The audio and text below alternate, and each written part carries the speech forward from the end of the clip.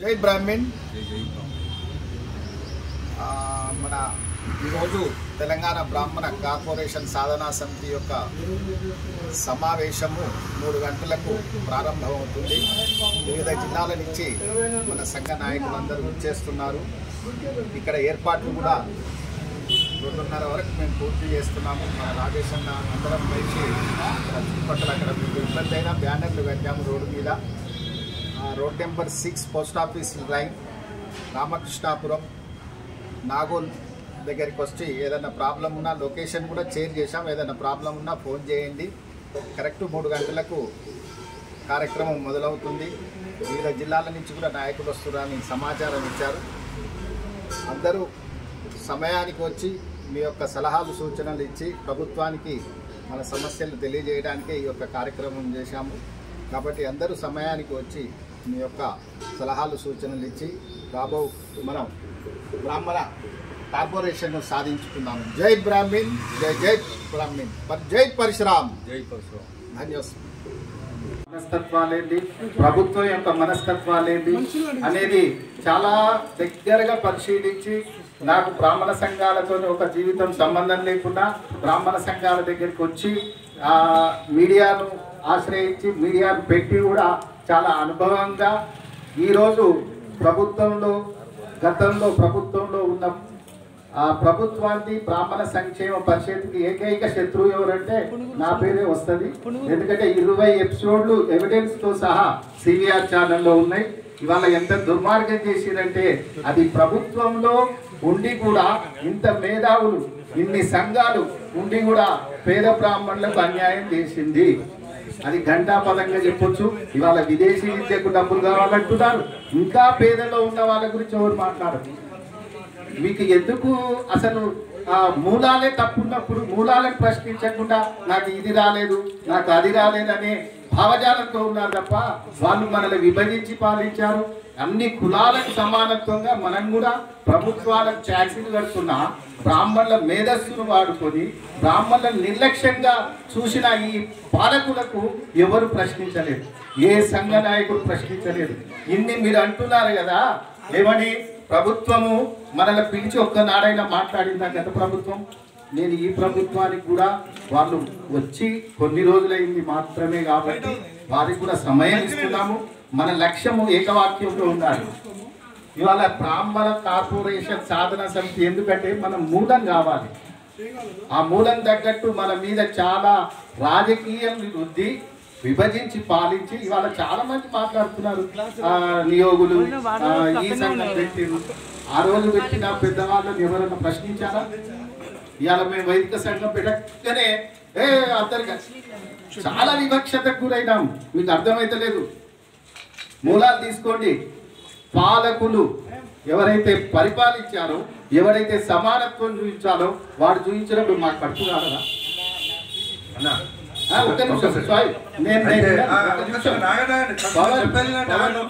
నువ్వు నన్ను ప్రశ్నించావు. వివక్షత అన్నదానికి నాకే ఎగ్జాంపుల్ ఏంటంటే నల్గొండలో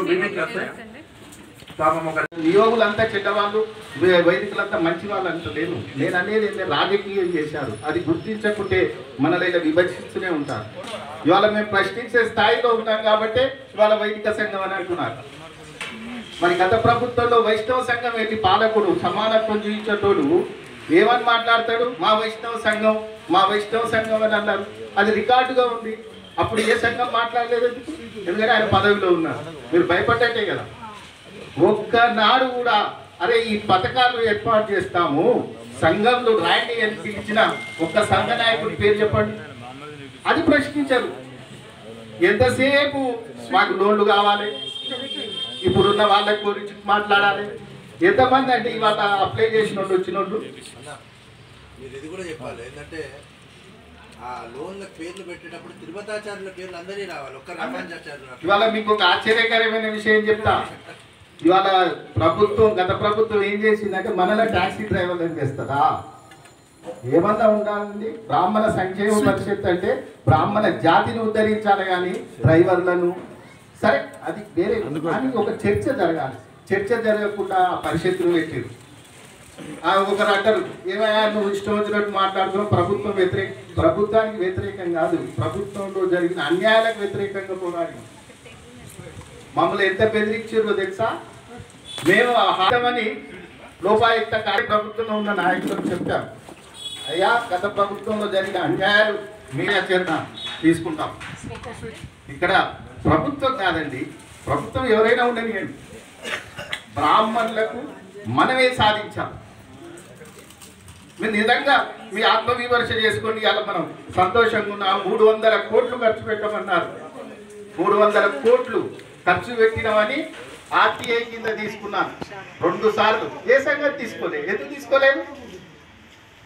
కనీసం విలువ ఇయ్యలేని సంఘ నాయకులకు పోయి వాళ్ళ కాళ్ళు పడుతున్నారు. ఇవాళ బ్రాహ్మణ భవన్లకు మన జన సమీకరణ గురించి ఒక లక్ష్యంతో పవన్ కానీ రజనీ గారు కానీ ఒక అవగాహనకు వచ్చాము. సరే మన సమస్యలు అనేకం ఉంటాయి, కానీ ప్రభుత్వం కూడా ఒక పాలసీ ఉండాలి కదండి. గత ప్రభుత్వానికి కూడా ఒక పాలసీ లేదు. ఏ సంఘాన్ని పిలిచి అయ్యా మేము ఇది ఇస్తున్నాం మీకు సమ్మతమని ఒక్కనాడు అడిగిన పాపాను లేదు. అది వేరే విషయం. నేను ఇప్పుడు అన్న ప్లీజ్ దయచేసి కొంత, ఎందుకంటే ఆ మూమెంట్ అవుతుంది. దయచేసి నేనేమంటున్నా అంటే మన ప్రభుత్వంతో ఏ ప్రభుత్వం వచ్చినా బ్రాహ్మణుడు మంచిగా ఉండాలి అనేది వస్తుంటాం, సమాజం బాగుంది. నేను అనేది ఏముందంటే ప్రభుత్వానికి ఒక పాలసీ ఉంటుంది. మనం అంటున్నాం, మనం ఒక మంచి డైలాగ్ చెప్తాం, మీరు అందరు కలిసి రాకండి. ప్రపంచంలో ఏ భగవంతుడు మన పుట్టినా కలిసిపోయే సమస్యనే లేదు, సంఘాలు గలవు. ఏ సంఘంగా మనదనే. కాకపోతే నా ఉద్దేశం ఏంటంటే అన్న నా అభిప్రాయం చెప్పినాక నీకు చెప్పు. కార్పొరేషన్ సాధనా సమితి పెట్టింది కూడా అది సాధించుకుని బాగా చర్చ జరగాలి. ఏదో నా ఒక్కరి గురించి కాదు, పిలవాలి సంఘాలని. అది ప్రభుత్వ బాధ్యత కూడా. సంఘాలందరినీ పిలిచి ఏమి కావాలి అన్నట్టు లీగల్ అడ్వైస్ తీసుకోవాలి, సామాన్యుని బాధలు వినాలి, అన్నీ తీసుకొని ఒక కార్యాచరణతో ఇప్పుడున్న సిస్టమ్ పెడితే మళ్ళీ అదే ప్రాబ్లం. దయచేసి అందరూ ఇవన్నీ మార్పు చేసుకొని మన కార్పొరేషన్ ఏర్పాటు చేసుకునే దిశగా పయనిస్తాం. ఏదైనా ఏకవాక్య తీర్మానంలోనే వెళ్తుంది. ఇవన్నీ సమస్యలకు ఇంకో గ్రూప్ కూడా తయారు చేసిండు సోదరుడు.